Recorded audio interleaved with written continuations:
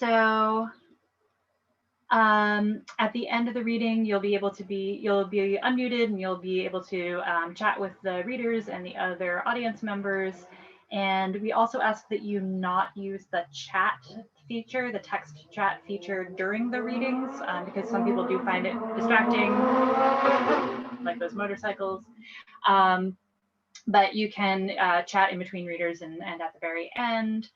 Okay, sorry, just making sure I'm covering everything on my to-do list here.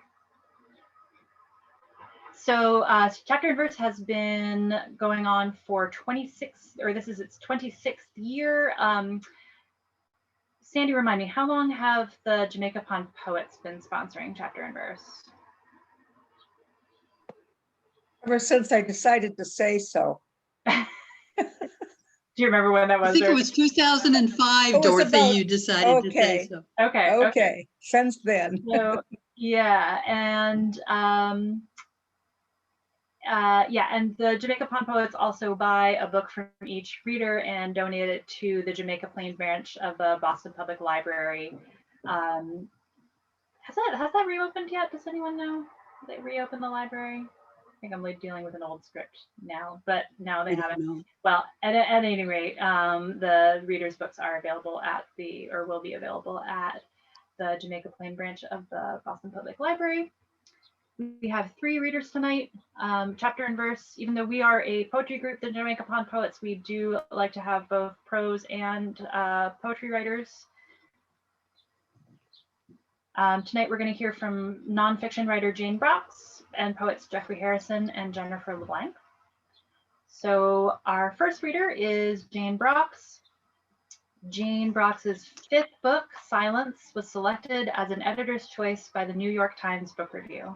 Her previous book, Brilliant: The Evolution of Artificial Light, was named one of the top 10 top 10 nonfiction books of 2010 by Time magazine.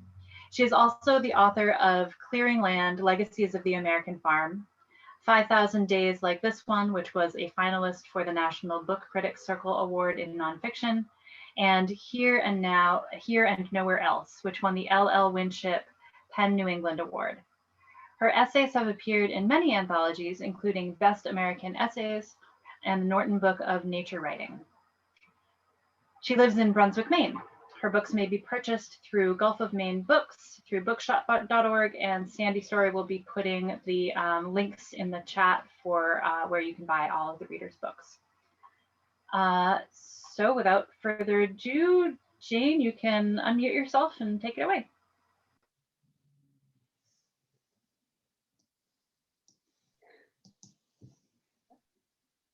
Okay. Well, thank you, Susanna. Thank you, Sandy, for inviting me here. It's a real pleasure to be here.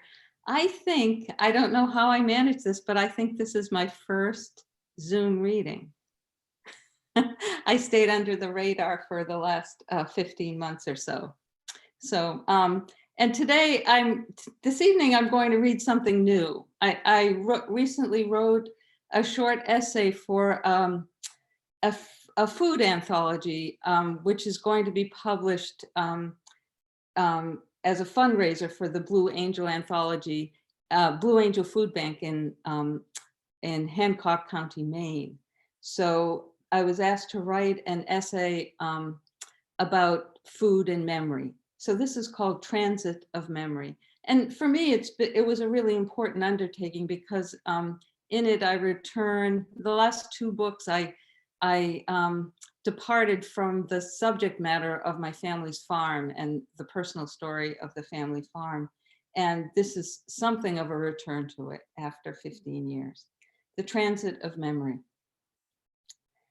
My childhood world was 100 acres of fields, orchards, and woods in the Merrimack Valley of northeastern Massachusetts. When my grandparents settled there as recent immigrants early in the 20th century, dairy farms were just scraping by, supplying milk to the tenement neighborhoods in the nearby mill city of Lawrence.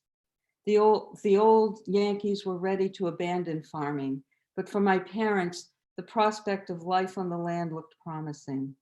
A house, a barn, and a small herd of cows were enough to give them hope of establishing security for their children and maintaining a little of the rural life they left behind in the dry vineyard region of Lebanon. They spoke Arabic, then broken English. Their children heard plenty of Arabic, but spoke only English, and all save one would never see the world their parents left behind.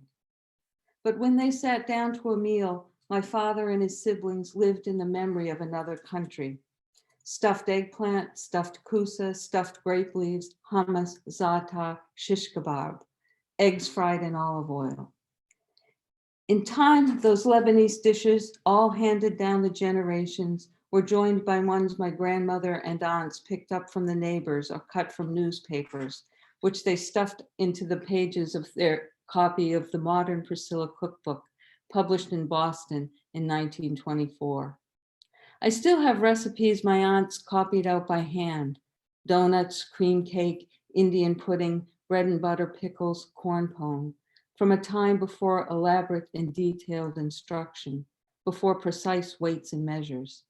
Use a piece of butter the size of an egg, a little nutmeg, a pinch of salt, bake in a slow oven, serve with any desired sauce. When my father took over the farm around the time of the Second World War, he sold the dairy herd and turned to growing the usual New England vegetables: sweet corn, green beans, cucumbers, tomatoes, winter squashes. He planted an apple orchard typical of that mid-century: standard trees bearing mostly McIntosh, Cortland, and Northern Spy. He'd graduated from the Stockbridge School of Agriculture, and I remember him being as proud of Waltham butternuts, which were developed at the nearby Massachusetts Agricultural Experiment Station, and Northern Spies, a New York apple, he'd say brightly, as he was of kusa, a pale green Middle Eastern squash that we ate stuffed with lamb and rice, and that he grew for us and for other descendants of Lebanese immigrants in Lawrence. My grandparents had died by the time I was born, maybe even before the first spies began to bear, though I can't be sure of that. Although the family gatherings of my childhood always began with hummus drizzled with olive oil, scattered with red onions, and served with small wedges of Syrian bread on the side, I rarely heard Arabic, except when my father talked a kind of pidgin with his brothers. It had become their secret language. If I remember rightly, our everyday meals were more or less evenly split between American fare and Lebanese dishes. One night we'd have grape leaves for dinner, the next hamburgers. We ate sweet corn with our shish kebab wrapped in Syrian bread. Marinated black olives shared the center of the table with ketchup and mustard. Now, half a century later, I can't tell you which means more to me: a pie made with Northern Spies or flatbread sprinkled with that pungent spice mix za'atar, which is what we called the bread itself and the only way we ate za'atar. The fruits and vegetables my father grew and those traditional Lebanese dishes reside side by side in the province of my memory, even though I've long inhabited a borderless world of food. I eat and often cook things that would have been unthinkable around our table on the farm: corn tortillas, jalapenos, banh mi, cacio e pepe, bouillabaisse, artichokes, avocados, soca. My store of flour alone goes far beyond my mother's bag of gold metal: chickpea, buckwheat, whole wheat, semolina, rye. I own several dozen cookbooks, and among them are Sicilian, Northern Italian, French, Mexican, and Chinese. There's a Lebanese one too, because I didn't write down those recipes, and though I can easily conjure stuffed kusa simmering on the stove, I don't remember precisely how to make it. Almost all the recipes in that cookbook, as they tend to be these days, are elaborately prefaced with an anecdote from the author's own life. Her version of stuffed kusa tastes a little different from what I remember. I think the author goes in for more tomatoes and garlic than my aunt did, but it's close enough. She also notes that I can substitute zucchini or yellow squash for kusa. I'm not sure what my father's sisters would think of that. They both lived their entire life surrounded by the farm, as did my father and several of my uncles. They would be the generation for whom that land turned out to be a lasting home. Their immigrant parents were determined to make it so, but they could not stay time entirely. Almost all of my generation moved away. I can clearly remember my Auntie Dell, the eldest, turning to me as I was about to leave for college. I'd never seen her so serious as she said, "Remember who you are." She must have known that I was already feeling I had to try very hard to forget in order to move forward. But did she foresee how much my life would become a patchwork of the long familiar and the newly strange? How many islands, cities, and towns I would light upon and then leave? How each would come to have a tug of allegiance in my heart? I now live over 100 miles north of where I was born. During the more than 15 years I have called the coast of Maine home, the last of my parents' generation passed, and I have little reason to return to the farm of my childhood. The winds here are more bracing than they ever are in the Merrimack Valley, and are also tinged with salt. But they toss the white pines and maples I've always known. The slopes of these hills aren't quite as pronounced as the ones I was born among, but I see in them a shadow of recognition. They are and they aren't familiar. I could say that the memory of the foods of my childhood, both of the farm and of my Lebanese heritage, provide a sliver of constancy in my life. But even those borders are hazy. What is hummus now? Supermarket shelves are stocked with myriad flavors, including Thai coconut curry, and dark chocolate. And none of them taste like my aunt's. As for za'atar, its flavor is so intense that I never imagined it could be other than ours alone, or used in any other way besides topping flatbread. These days, the New York Times, Food and Wine, and Food 52 publish dozens of recipes where za'atar is added to zucchini or roast chicken, stirred into greens, strewn on tomatoes, mixed into a puree of beets and yogurt. I've gamely tried most of them, and especially like the beet recipe. Sometimes I even fry my eggs in butter and sprinkle them with za'atar. While the privacies of my Lebanese childhood have spilled into the world, other things from that time have become rare. Macs and Cortlands always show up in the supermarkets in late summer, but Northern Spies are known as an heirloom apple now and are more difficult to secure than a bag of za'atar. Of all the crops my father grew, apples hold the most stubborn share of my memories. You plant apple trees and then you wait. For spies, you wait a long time. They can take a decade to bear fruit, and they are the last lingering crop of the year to bring in. I can see them now, hanging on alone and weighing down the branches in the resounding silence of the frost, while the other trees in the orchard are all sprung and light, with just a few yellow leaves clinging to them.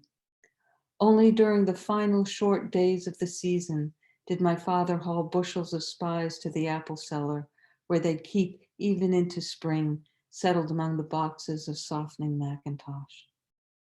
It gives me inexplicable pleasure to come upon spies now, and sometimes in October, I roam the surrounding countryside looking for them. What am I searching for? What spies meant to us snugged in that valley together, or what they have meant to me since I left my first home?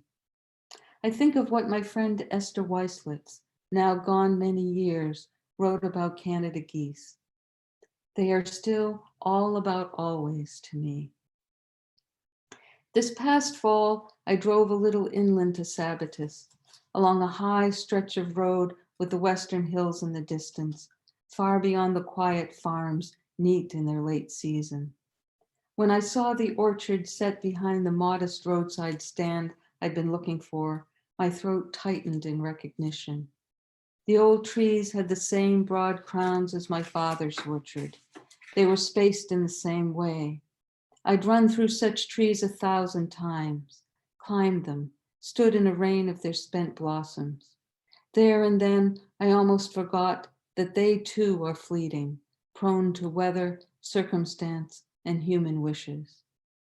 I need only to go back to Henry David Thoreau to remind me of just how much those orderly rows of trees are part of a created idea of place and time. In the middle of his own century, he railed against the carefully plotted orchards of my memory. He had no patience for them, nor likely for northern spies, which had been discovered in an orchard in 1800 and then moved into general cultivation in the Northeast around the time Thoreau was writing Wild Apples, his song of praise for scraggling, waning cider orchards. I love better to go through the old orchards of ungrafted apple trees at whatever season of the year, so irregularly planted, he wrote. Sometimes 2 trees standing close together, and the rows so devious you would think that they not only had grown while the owner was sleeping, but had been set out by him in a somnambulic state. The rows of grafted fruit will never tempt me to wander amid them like these. But I now, alas, speak rather from memory than from any recent experience. Such ravages have been made. There in Sabatus, I wanted nothing more than to wander among the orderly rows of grafted, pruned Max Cortlands and Northern Spies of my own time, even for a moment, even as the passing migrant that I am. Thank you.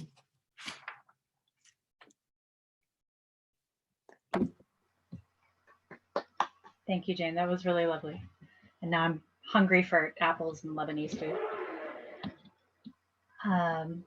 So our next reader is Jeffrey Harrison.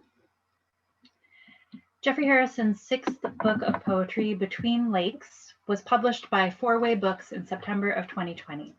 His previous books include Into Daylight, Tupelo Press 2014, winner of the Dorset Prize; Incomplete Knowledge, Four Way Books 2006, which is a runner-up for the Poets Prize; Feeding the Fire, which won the Sheila Motton Award for the New England Poetry Club in 2002; and The Singing Underneath, a National Poetry Series selection in 1987. He has received fellowships from the Guggenheim Foundation and the NEA, and his poems have appeared widely in magazines and anthologies, including Best American Poetry and the Pushcart Prize volumes. Between Lakes is available from Four Way Books, and all of his books can be found at jeffreyharrisonpoet.com. And again, Sandy Story has put those links in the chat. We can put it in again towards the end of the reading for anyone who came in late and missed that chat. So Jeff, you can go ahead and unmute yourself. Okay, thank you, Susanna, and thank you everybody, Sandy and everybody having to do with chapter and verse. It's wonderful to be back, if not in the beautiful house, at least virtually. And Jane, that was a wonderful reading. I want to say it was delicious, except I'm sure I don't mean that in the sense of delicious apples, which are the iceberg lettuce of the apple world. But it was wonderful to hear that. And I'm looking forward to hearing Jennifer. So I am going to read from my new book, which isn't that new anymore. It came out in September. And it's called Between Lakes. It looks like this. And it starts, there's some lake poems in it set in the Adirondacks. It starts with one and it ends with one, and there's some intermittently in between. And I'm going to start with the first poem in the book. It's very short and slightly more cryptic than some of my poems. It's called Ectochrome Days, which, as if you are a photographer, you remember Ectochrome. It was the slide film along with Kodachrome. Kodachrome sort of emphasized the reds, and Ectochrome emphasized the blues. So if you're in the Adirondacks and you're using Ectochrome, everything's going to be even bluer. Ectochrome Days. The way it turned everything blue, even bluer, like the north wind on days like today, deepening the lake to cobalt and bringing fall a little closer. An old slide found in a desk drawer, held up to the light, moving the past into the present, into a day too blue to last. And I'm going to change settings now to Wareham, Massachusetts. There are two people here that know this cove, and I was with one of them on this day. It's called The Light in the Marsh Grass, and it's just a descriptive poem, really. It's one of those poems where you see something amazing and you want to describe it and hope something else might happen along the way. And it's all one sentence, so who knows if I'll get through it without tripping. The light in the marsh grass was alive, small creatures aglow and crawling one after the other down each tall green blade, thousands of them bending at all angles along the quaggy edge of the salt marsh cove the three of us had paddled our kayaks into. Luminous bits of green gold sliding down the myriad stalks, but inside them, as if the marsh were sucking down the warm light through innumerable living straws, drop after drop, in a wavering, steady, mesmerizing rhythm. And for once, no explanation we could think of. That unseen ripples on the cove's mirrory stillness focused the late sunlight in eely ribbons that scrolled down the blades of Spartina, could diminish the marvel we had chanced upon. And we gave up trying to explain it, gave ourselves to it, as if we had ingested some hallucinogen that opened our eyes to what was there all along, but had gone unnoticed, each of us in our own pod of selfhood, floating on the fetid primordial cove, now held together in odd suspension by these grasses aswarm with lights that also flowed in waves through us, wanting it not to stop, asking ourselves why we had never seen what had been going on for eons, asking how we could keep it, knowing we could not. That is one of several poems in the book about shared experiences. I may read another one later, but I'm going to, I've got a couple of poems about artworks. I might just read one of them, and I'm going to share my screen. I know that Jennifer has some ekphrastic poems too, so she will probably also do this, which is, it's fun to do on Zoom. So do you see this photograph right now? Because I've done this badly before where like half the photograph is visible, but so that's a photograph by Gary Winogrand. And so this is a poem inspired by that photograph. And it's a little bit longer. It's 4 pages, but it's in short lines, 3-line stanzas. So it won't take that long. It's called Girl Carrying a Suitcase. Younger in the photo than my daughter is now, 18 or 19. The same age as my wife when I first met her. She would now be not quite old enough to be my mother, more like an older cousin I saw only in summer and would steal glimpses of or find ways to be near. Just as I kept circling back to this girl's photograph at the exhibition to study again the way her body bends slightly to the right to offset the weight of her fabric-covered suitcase against the lighter raffia bag in the other hand. The tapered cut of her sleeveless dress printed with black-eyed Susans, one centered over her breast, and the way her silver bracelets gather at her wrists below the almost dimples on the inside of her elbows, the photo's shadowed foci. And since bringing home the postcard I bought at the museum shop, I've been searching her image like a figure recovered from my own past. Someone I almost recognize, though her head is veiled in glare, and her hair coming loose from her braids conceals the right side of her face. She gazes downward toward the sidewalk she has just stepped onto from the busy crosswalk, unhurried and alone amid the crowd of the city she is either leaving or returning to, but not arriving in for the first time. She is too unguarded. lost in herself, thinking perhaps of whoever she has just been staying with or is about to visit, someone who, whether cousin, friend, parent, or lover, must surely adore her. If only I could find her and show her this photograph, which almost certainly she has never seen, since it was printed for the first time only recently, decades after the photographer's death. Or at least send her this postcard I've been keeping on my desk these last few weeks, giving this stolen glimpse of her past back to her, so she too might be taken by this young woman who was once herself, like someone held dear who left long ago, then one late afternoon shows up at the door. Now I'll unshare. Okay, there we go. Okay, so the middle sections of this book are about my father, my relationship with my father, and then his final illness and his death.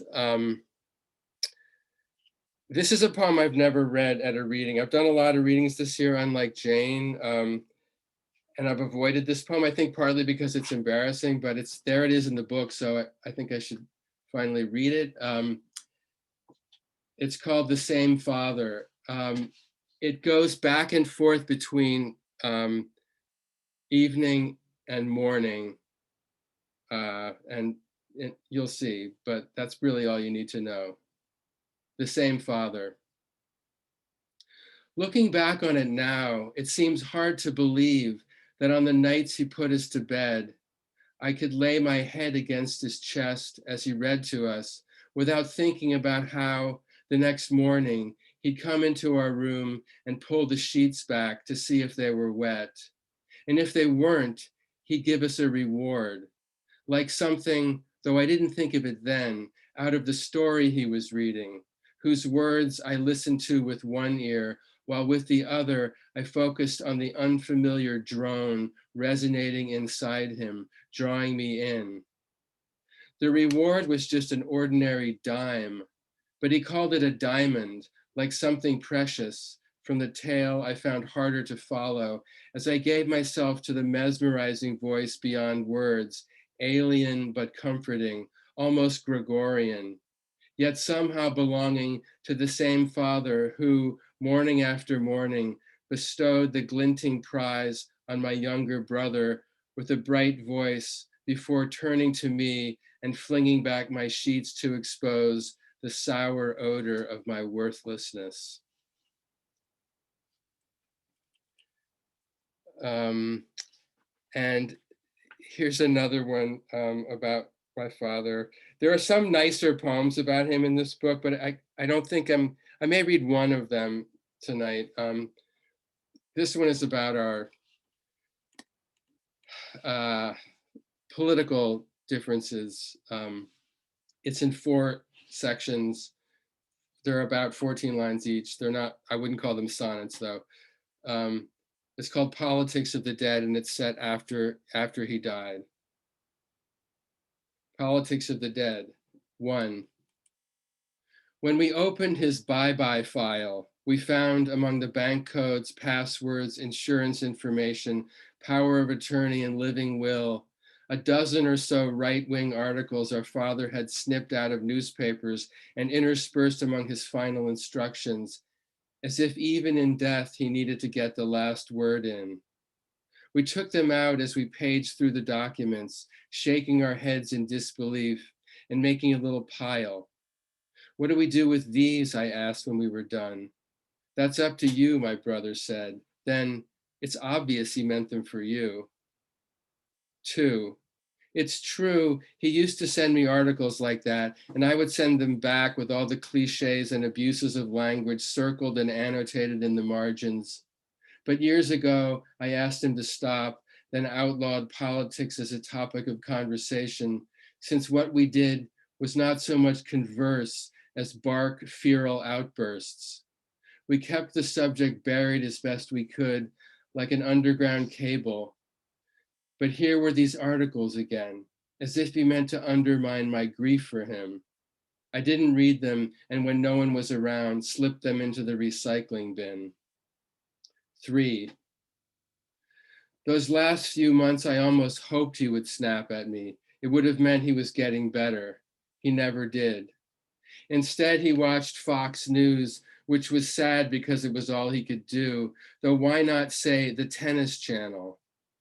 It was as if that indoctrination was somehow necessary before entering the next world, which you'd think would be beyond politics, beyond the reach of all those snarling dogmatists that sent the rest of us fleeing to the kitchen where my mother cried and I tried not to listen, tried to hold my tongue, and sometimes did. 4. I don't know where we were, but my father was sitting across from me talking politics, though not yet with any venom. Still, I was afraid that at any moment he might blurt one of the remarks that made me unable to breathe, much less speak, like I'd bitten into an electric fence. And to prevent that, I said, I can't believe you want to keep this argument going even after you're dead. Then as I lay there awake in my bed, I realized that because the dream was mine, I was the one who hadn't let it go. And from here on, it was mine alone. Okay, and then this one is a little nicer. It was a request, so that's nice. Nice to get a request. It's called My Father's Sweater. I'd almost forgotten about the Norwegian sweater I borrowed from my father when I was in college and wore so often that its intricate design of grayish creamy checks inside a navy grid flecked with a light blue became so much a part of me that even he began reluctantly to think of it as mine. Later, I sewed patches made from socks inside the frayed neck. I never gave it back, but over several decades, as the patches came loose, one of the elbows gave out and a cuff unraveled, began to wear it less. What a shock to find that sweater in an old footlocker at the bottom of his closet the week after my father died, its pattern as familiar as it was unexpected. When had he stolen it back? And why, since now it looked too threadbare to be worn? It felt like a game he had won posthumously, and I didn't mind that the joke was on me, only that the game was over. Now it would always be my father's sweater. What could I do but, trying not to rip it further, take it from the trunk, slip my arms through the sleeves, and pull it over my head?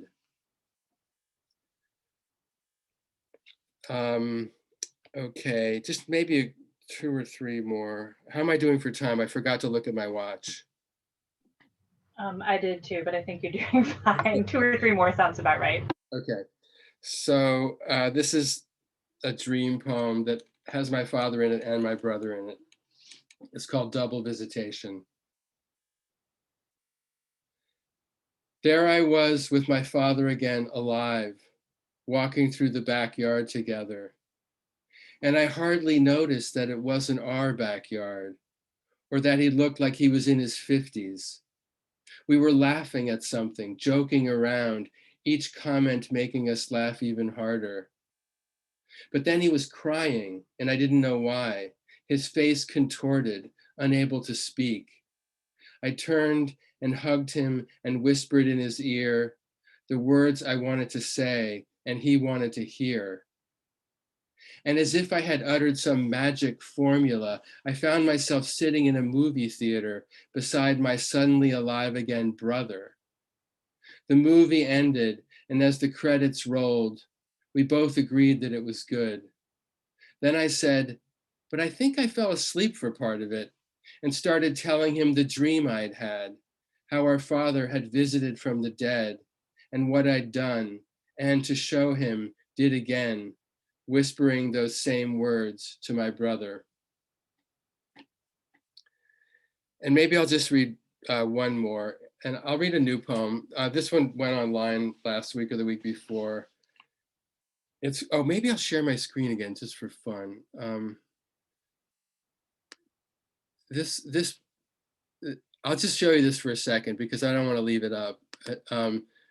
But this poem is about this book is tiny. It's one of those tiny books that are usually by the cash register. This poem is called The Little Book of Cheerful Thoughts. Small enough to fit in your shirt pocket so you could take it out in a moment of distress, to ingest a happy maxim or just stare a while at its orange and yellow cover. So cheerful in itself, you need go no further. This little booklet wouldn't stop a bullet aimed at your heart and seems a flimsy shield against despair, whatever its contents. But there it is by the cash register, so I pick it up as I wait in line and come to a sentence saying there are few things that can't be cured by a hot bath, above the name Sylvia Plath. I rest my case, placing the booklet back by its petite companions, sweet nothings and simple wisdom, but not the Book of Sorrows, a multi-volume set like the old Britannica that each of us receives in installments of unpredictable heft and frequency over a lifetime. Sorry to end on a dark note, but thank you for listening. No, thank you, Jeffrey. That was great. It was sort of a light dark note. Right. There was humor in it. So last and certainly not least, we have Jennifer LeBlanc. Speaking tonight, sorry. Jennifer LeBlanc earned an MFA in creative writing from Lesley University. Her first full-length book, Descent, was published by Finishing Line Press in 2020. And individual poems have been published in journals such as the Adirondack Review, Cairn, the Main Street Rag, and Melusine. Jennifer was nominated for a 2013 Pushcart Prize and works in the English department at Tufts University. Descent is available from Finishing Line Press, and again, that information is in the chat. Go ahead, Jennifer. Thank you so much, Susanna. Is the volume all right? Is this okay? Thank you so much, Susanna, and to Sandy and Dorothy and everyone at Jamaica Pond Poets and Chapter and Verse. I'm so honored to be here and to be reading with Jane and Jeffrey. It means a lot to me. So I'd like to start with some poems from the book Descent. And I will begin with the first 3 poems in the book. And by way of explanation, I will offer the epigraph to the book, which is from Anne Sexton's Her Kind. A woman like that is misunderstood. I have been her kind. Without. Her lips stitch, a taut thread. Did you used to play with dolls? As though posing plastic limbs would have made me maternal, as though combing false hair could have turned some key in me, a secured lock could have opened a purse. She smooths the wide afghan that blankets her mind, folds back this new corner and tries to understand the woman she finds sleeping on the bed like a young nun released of her habit, a woman alone.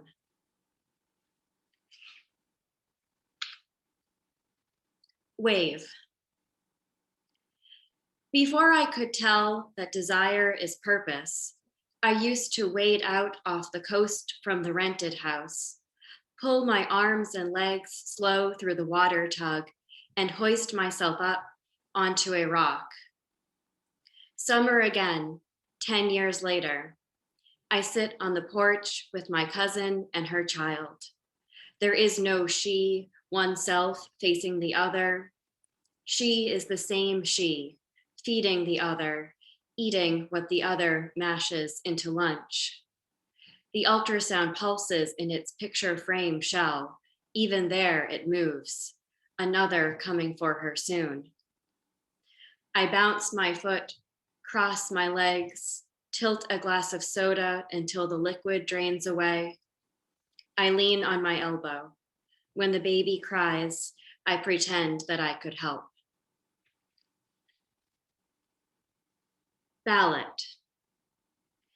Night uncurls like a cat and bats a dream, a mouse, from the sky.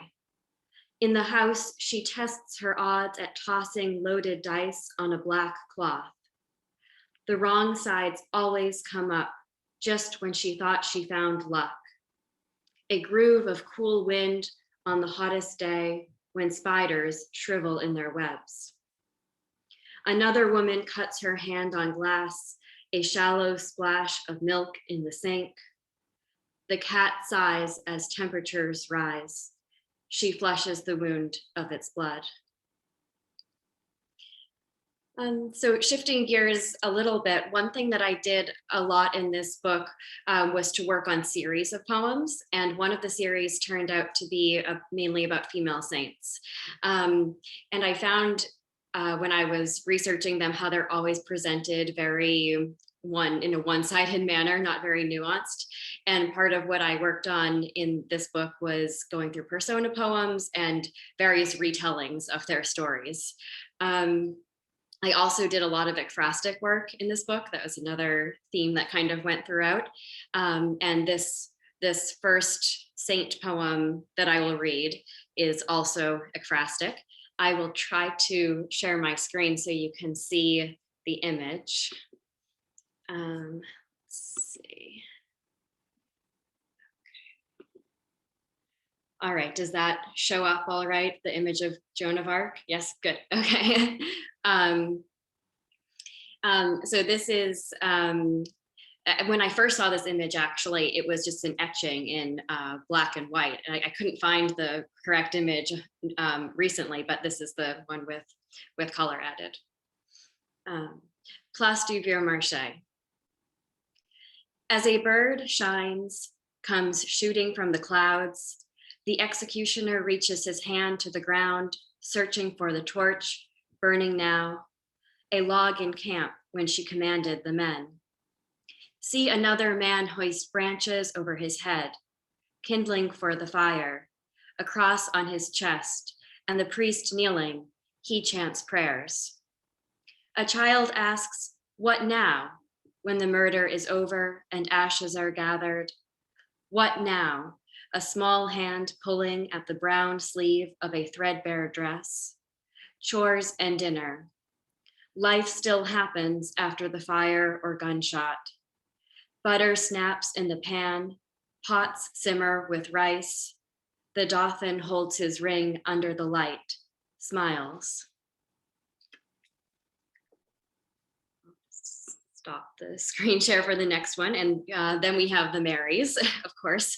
And this poem is in the form of a ghazal, which is a Middle Eastern form of poetry that requires a certain repetition at the end of some lines.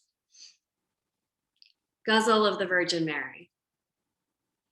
When a messenger descends from the shelf of heaven to earth, the woman who receives him feels sharp shock from the earth. Each morning, I slice another curl from my head until the bedroom floor looks as though spirits from the earth sprouted thumbs with dark fur and curled up. I leave them there.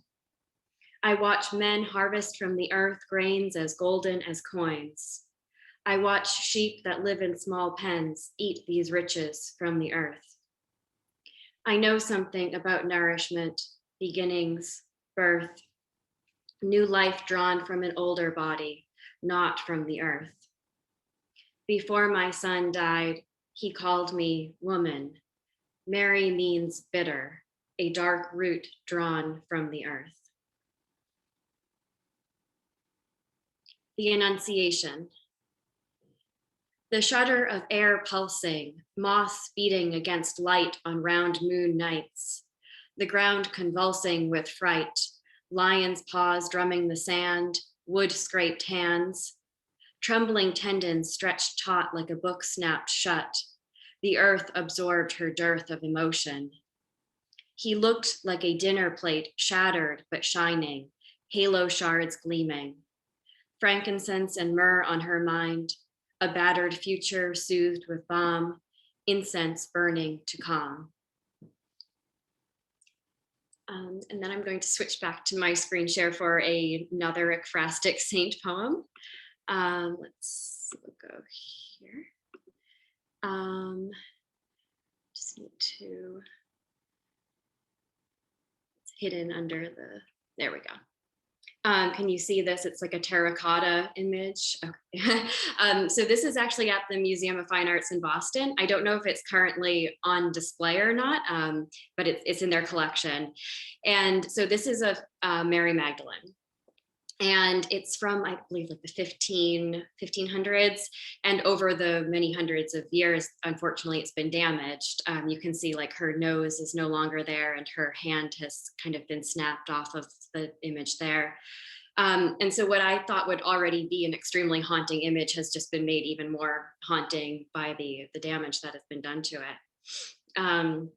Is also interesting because she is one of those saints who is not portrayed in a very one-sided manner. So I found that, that an interesting addition to the series. Saint Mary Magdalene. Strands of my hair and each band of my dress are pressed into this baked clay with permanent wave. Always they will sway as though I stand in the wind. But I sag like melted wax. My nose has fallen from my face. My hands are snapped at the wrist. I am the woman pinned to the street by an in-law while her husband slices her ears from her head. I wear a halo. The angel on whose forehead my foot rests has wide eyes, snared in death.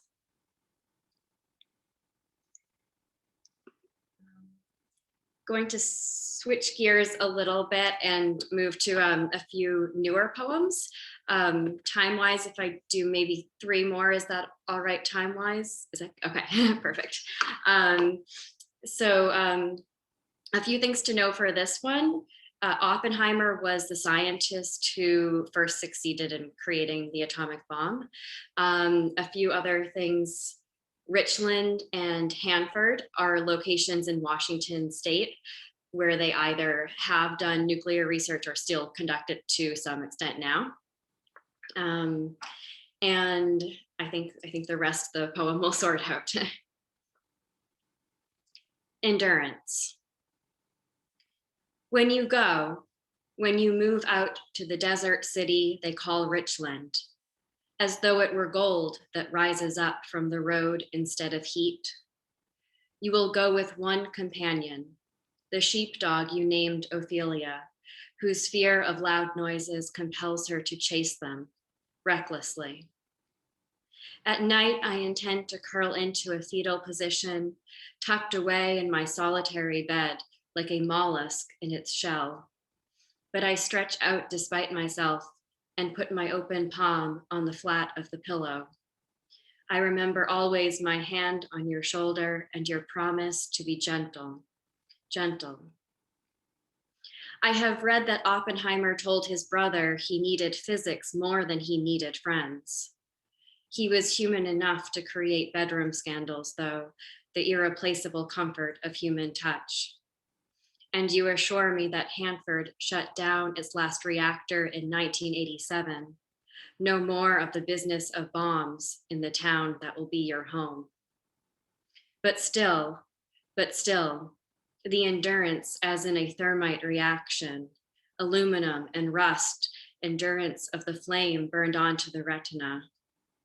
And I have read that when it came to the explosion, Oppenheimer could think only of holiness and love, naming the test site Trinity after a sonnet by Donne, reciting verses from the Bhagavad Gita, aware he was in the business of being a god.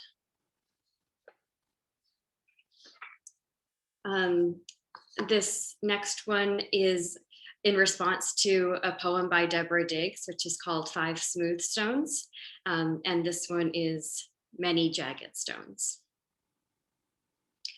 The woman who wants no children carries many jagged stones. One she must carry when the man she loves wants them, and she turns her face to the moon, the stone that is single always in the night. a measure of love met with annoyance. There's little way to know the order, which stone is first and which is heaviest. She resents she is incomplete, that he must replicate her to be enough. This stone rises in a bowl of soup, clouds the kitchen with simmering anger. The woman who wants no children carries many jagged stones.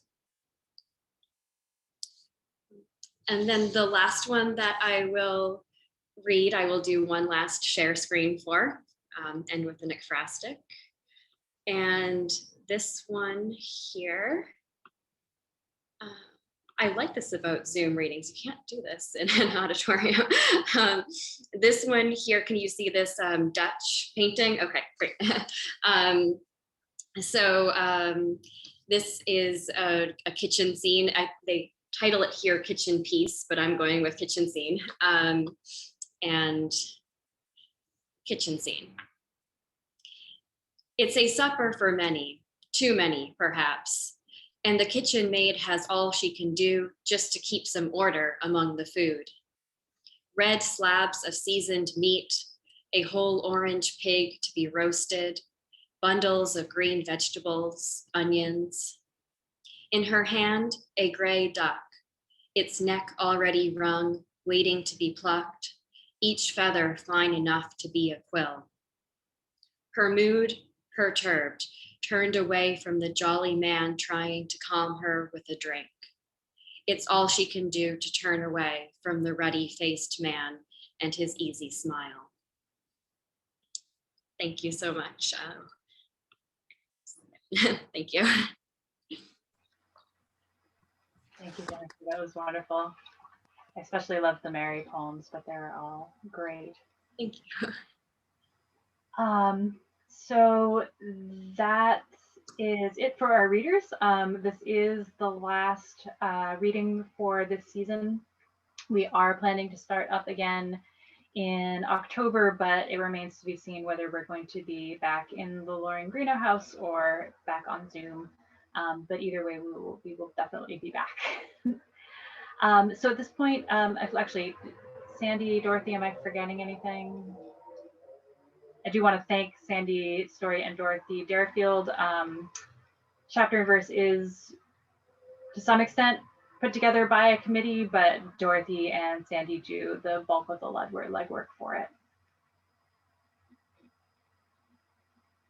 Yeah, and at this point, you're welcome to unmute if you like, or put comments in the chat. I'm going to stop the recording.